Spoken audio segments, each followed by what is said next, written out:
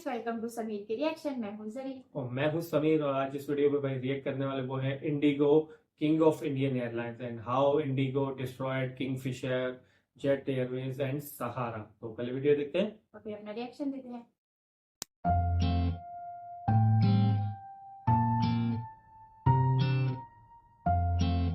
Aviation sector एक ऐसी industry है जिसे इंडिया में हमेशा से अनप्रॉफिटेबल माना गया है और इस सेक्टर के अंदर हमने बहुत सी बड़ी बड़ी कंपनीज को भी बर्बाद होते हुए देखा है। जैसे कि पिछले 10 सालों में भारत के अंदर जेट एयरवेज, किंगफिशर, सहारा एयरलाइन और यहाँ तक कि एयर डेक्कन जैसे बड़े प्लेयर्स भी प्रॉफिट नहीं कमा पाए और मजबूरी में इन्हें एविएशन सेक्टर से बाहर का रास्ता देखना पड़ा। लेकिन इन्हीं एयरलाइंस के बीच एक ऐसी कंपनी भी थी जो साल दर साल अपने प्रॉफिट को लगातार बढ़ाती जा रही थी। जी हाँ, मैं किसी और नहीं बल्कि इंडिया के एविएशन सेक्टर में क्रांति लाने वाली कंपनी इंडिगो की बात कर रहा हूँ, जिसके जरिए ऑन एन एवरेज भारत के हर 100 में से 57 पैसेंजर्स ट्रेवल करते हैं। अब कैसे अपनी बेहतरीन स्ट्रैटेजी से इंडियन एविएशन मार्केट के बड़े बड़े जायंट्स को भी पीछे छोड़कर इंडिगो ने नंबर 1 की पोजीशन हासिल कर ली और सबसे सस्ते टिकट देने के बावजूद किस तरह पिछले 10 सालों से यह एयरलाइन कंटिन्यूअसली प्रॉफिट कमा रही है, चलिए इन सभी सवालों का जवाब हम डिटेल में जानते हैं।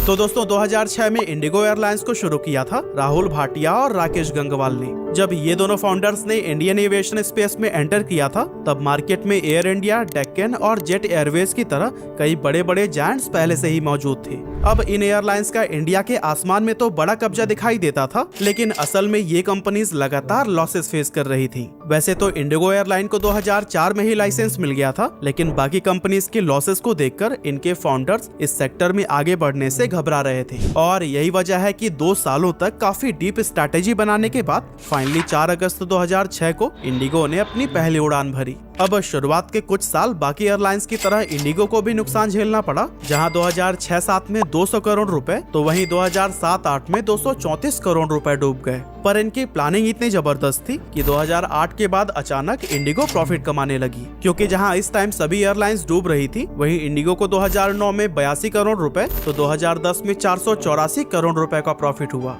और दोस्तों ध्यान दीजिएगा, ये वो समय था जब पूरी दुनिया द ग्रेट रिसेशन से उभरने में लगी हुई थी। और फिर एक बार प्रॉफिट में आने के बाद से तो इंडिगो ने फिर कभी भी पीछे मुड़कर नहीं देखा और इनके फायदे साल दर साल लगातार बढ़ते ही चले गए। पर क्या आपको पता है, इंडिगो ने अपनी मोनोपोली क्रिएट की मेनली 3 पिलर्स पर फोकस करके। First, low fare, second, being on time और third, delivering a hassle free experience. अब एविएशन इंडस्ट्री में एयरलाइंस को शुरुआत करने के लिए पानी की तरह पैसे बहाने पड़ते हैं, लेकिन यहाँ पर जो पहले से मौजूद एयरलाइंस थे वो भी अपने टिकट प्राइस पर नाम मात्र का ही प्रॉफिट कमा पा रहे थे। ऐसे में इंडिगो के लिए चैलेंज ये था कि उन्हें पहले तो मार्केट के एग्जिस्टिंग एयरलाइन से कम प्राइस पर टिकट ऑफर करने थे और दूसरा खुद को प्रॉफिट में भी रखना था। वैसे तो यह काम किसी भी नए एयरलाइन के लिए बहुत कठिन था, लेकिन इंडिगो ने ऐसा करके दिखा दिया। पर किया कैसे, ये समझने के लिए हमें वापस 2005 में चलना पड़ेगा, जब इंडिगो अपना बिजनेस मॉडल प्लान कर रहा था। उस समय इसने एयरबस को 100 एयरक्राफ्ट का बल्क ऑर्डर दिया था, जिसकी ऑर्डर वैल्यू थी $6 बिलियन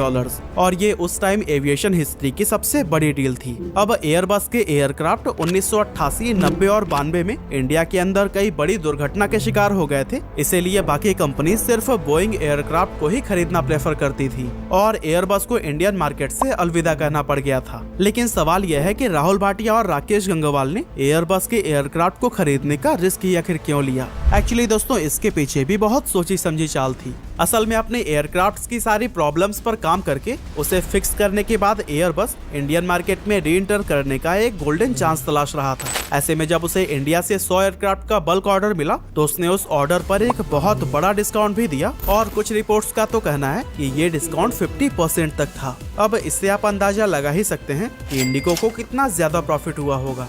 लेकिन फाउंडर्स का प्लान सिर्फ सस्ते प्राइस पर एयरक्राफ्ट को खरीदकर उन्हें आसमान की सैर कराना नहीं था, बल्कि उन्होंने इससे बहुत आगे की सोच कर रखी थी और अपने इसी प्लान पर अमल करते हुए इन्होंने sale and lease back strategy को अपनाया। यानी कि इंडिगो ने पहले आधे दाम पर एयरक्राफ्ट खरीदे और फिर उसे करंट मार्केट प्राइस के अकॉर्डिंग 20 या 30% के प्रॉफिट के साथ एक aircraft leasing company BOC aviation को बेच दिया। अब इस स्ट्रेटेजी से उन्होंने एयरक्राफ्ट को खरीदने में लगने वाला कॉस्ट भी रिकवर कर लिया, साथ ही 20 से 30% का प्रॉफिट भी कमा लिया। और दोस्तों, जैसा कि इंडिगो के फाउंडर्स पहले से ही जानते थे कि एविएशन इंडस्ट्री एक बेहद रिस्की फील्ड है और पहले ही बहुत सारी एयरलाइंस यहाँ अपने लॉसेस को रिकवर करने में लगी हुई हैं। इसीलिए इन एयरक्राफ्ट्स को बेचने से सबसे बड़ा फायदा ये हुआ कि किसी भी मुश्किल समय में सरवाइव करने के लिए कंपनी ने खुद को पहले से ही प्रिपेयर कर लिया था। लेकिन सवाल यह है कि जब सारे एयरक्राफ्ट बेच ही दिए तो फिर उड़ान कैसे भरेंगे एयरक्राफ्ट्स को लीज पर लेकर। जी हाँ, आपने बिल्कुल सही सुना, इंडिगो ने वापस उसी लीजिंग कंपनी BOC से ही 5 से 8 साल के लिए कुछ एयरक्राफ्ट लीज पर ले लिए। और इस सबसे फायदा ये हुआ कि एक बार में ही सारे एयरक्राफ्ट बेचकर उन्होंने काफी सारे पैसे सेव कर लिए और फिर धीरे धीरे अपने प्रॉफिट का कुछ हिस्सा लीजिंग कंपनी को देकर आराम से अपना बिजनेस ऑपरेट करने लगे।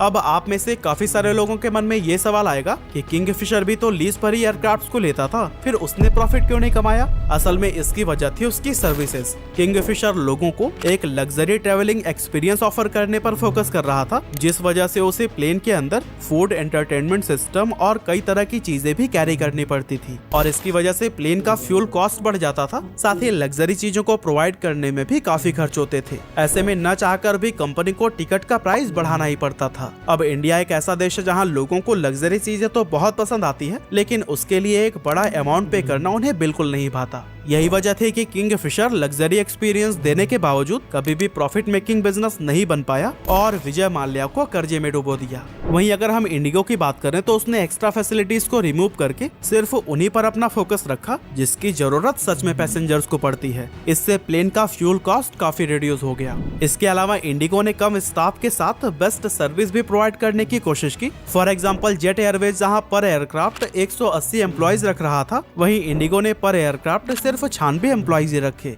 जिससे स्टाफ पर किए जाने वाले खर्चे भी काफी हद तक कम हो गए। और यही वजह थी कि इंडिगो अपने टिकट्स के दाम इतना कम करने में कामयाब रहा था। लेकिन चीप टिकट्स और लेस एम्प्लॉयज का मतलब ये हरगिज नहीं था कि वो सर्विस खराब प्रोवाइड कर रहा था, बल्कि इसका सर्विस स्टैंडर्ड दूसरी कंपनीज के साथ बराबर मैच करता था। इसके बाद इंडिगो के लिए एक और बड़ा चैलेंज था ऑपरेशनल कॉस्ट को रिड्यूस करना, जिसके लिए उसने अपनाया हब एंड स्पोक मॉडल को और इसका प्राइमरी हब दिल्ली के इंदिरा गांधी इंटरनेशनल एयरपोर्ट को बनाया गया। यानी कि इंडिगो को मुंबई से श्रीनगर के लिए लंबी उड़ान भरनी हो या फिर जयपुर से लखनऊ के लिए छोटी उड़ान, सबसे पहले वो अपने सारे पैसेंजर्स को दिल्ली एयरपोर्ट पर लेकर आएगा और फिर यहाँ से अलग अलग प्लेन्स के जरिए अपने पैसेंजर्स को उनके डेस्टिनेशन तक पहुँचाएगा। और दोस्तों, इस स्ट्रैटेजी से इंडिगो कम से कम प्लेन की मदद से अपने पैसेंजर्स को डेस्टिनेशन तक पहुँचाता है और इससे उनका काफी सारा फ्यूल भी बच जाता है। 2011 में इंडिगो ने एयरबस को दोबारा 180 एयरक्राफ्ट्स का ऑर्डर दिया और इंटरनेशनल फ्लाइट्स भी स्टार्ट कर दी।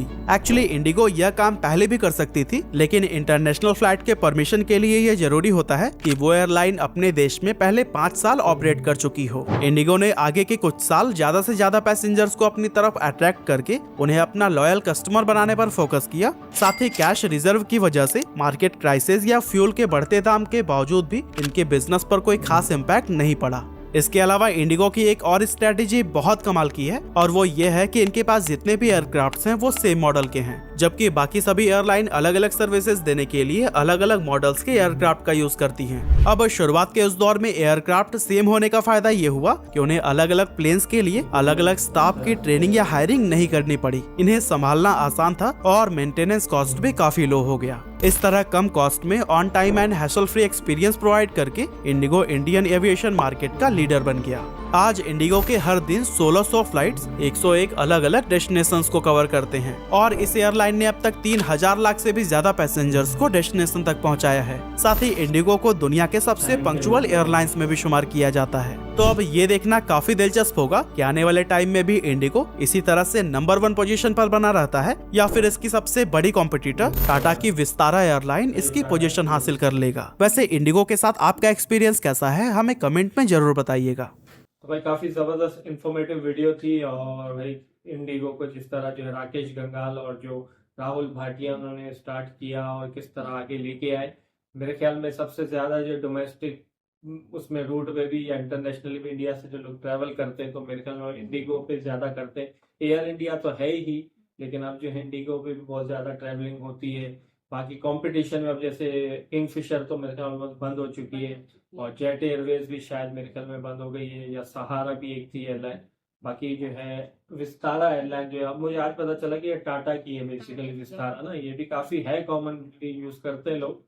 लेकिन इसके बारे में मतलब जान के यार किस तरह जो इन्होंने स्ट्रेटेजी बनाई हाँ, और एयरबस से जो है इन्होंने कुछ जो है एयरक्राफ्ट सस्ते दामों में सस्ते लेके सामान लेके और फिर बाद में आगे जो है वो लीज कर दिए, हाँ। उनको जो है सेल कर दिया, मतलब लीज वो एक ही बात नहीं तकरीबन। हाँ, उसके बाद फिर तो किस तरह मतलब क्योंकि शुरू में जब दूसरी एयरलाइन को भी ऑलरेडी लॉस हो रहा था, इनको अभी लॉस होता रहा, लेकिन इन्होंने इतनी स्ट्रेटेजी इन्होंने बहुत वही में बहुत उससे ना मतलब जो किया है इन्होंने अपना बिजनेस किया है वही ना, जैसे एम्प्लॉयज वगैरह को भी कम रखा है, जैसे उनके एम्प्लॉयज ज्यादा थे और उसको जो है मतलब यानी कि बहुत ज्यादा एक ही लेवल पे जो है वो सारी जो है वो प्रोवाइड की है। एक ही टाइप के एयरक्राफ्ट इन्होंने हाँ, रखे कि ताकि ट्रेनिंग में भी हाँ, प्रॉब्लम ना हो, प्रॉब्लम सब ना तो हो, एक हाँ। मतलब पूरा इनका मतलब इन्होंने 2005 से मेरे ख्याल में उनके पास लाइसेंस शायद था, तो 2004 से तो इन्होंने उसको जो है एक बिजनेस प्लान अपना बना के स्ट्रेटेजी लेके आए और उनको यही आइडिया था कि 2-4 साल तो लॉस भी हमें होगा, लेकिन हमने उसका सारा बंदोबस्त करके पहले ही रखना है ताकि हम सरवाइव कर सके मार्केट में।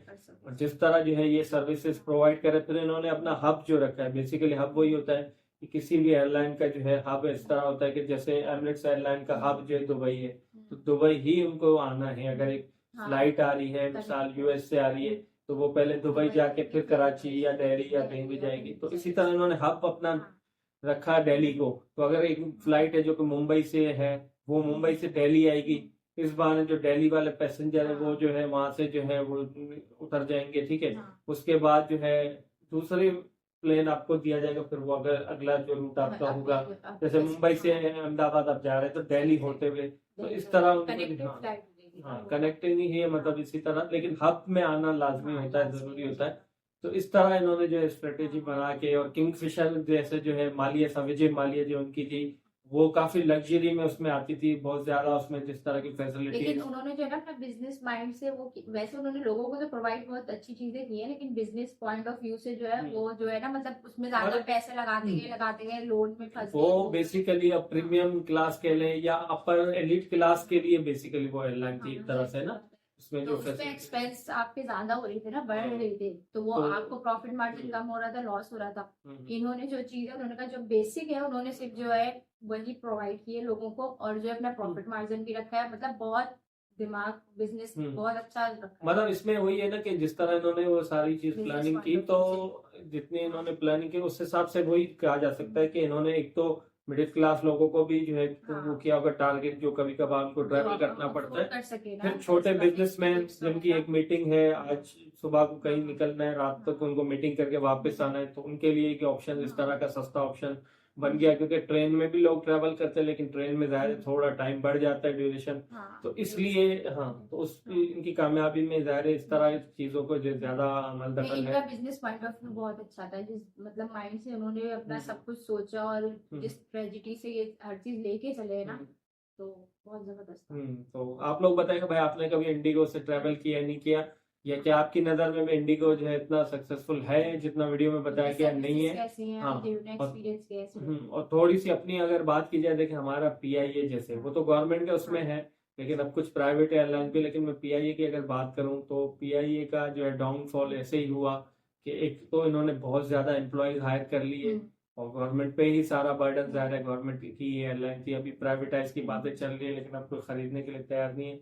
लेकिन किसी टाइम में एमिरेट्स एयरलाइन ने पीआईए से ही लीज पे कुछ जो है एयरक्राफ्ट लिए थे। स्टिल अभी भी जो कोड होता है ना, जैसे ईके एमिरेट्स का ईके होता है, तो ईके का फुल फॉर्म है एमिरेट्स कराची, क्योंकि फर्स्ट फ्लाइट जो लैंड हुई थी वो एमिरेट्स की दुबई से कराची आई थी, तो इसलिए उन्होंने उस चीज को आज भी किया हुआ, और बल्कि स्टिल पीआईए को आज भी एयरपोर्ट टैक्स जो है नहीं देना पड़ता है दुबई में जब भी फ्लाइट हमारी जाती है, तो ये अभी तक वो चीज कर रहे हैं। लेकिन वो देख रहे कि टॉप 10 में एमिरेट्स चली गई, लेकिन पीआईए का ये कि ओवर जो है एम्प्लॉयज उसमें हायर कर दिए और इस तरह की चीजें गवर्नमेंट की कुछ जो है गलत पॉलिसीज की वजह से बर्बाद हो गई। बाकी कुछ प्राइवेट एयरलाइंस आई है, फ्लाई जिना के नाम से भी है, उसके अलावा भी 2-3 और एयर सयाल हो गई, तो इस तरह की कुछ एयरलाइन जो है वो अभी आई है पाकिस्तान में भी, मतलब डोमेस्टिक एयरलाइंस है, लोगों ने स्टार्ट की हैं, लेकिन इतनी ग्रो नहीं कर रही पाकिस्तान में भी जो है इंडस्ट्री, ये जो है ज्यादातर फिर हम डिपेंडेंट हैं एमिरेट्स पे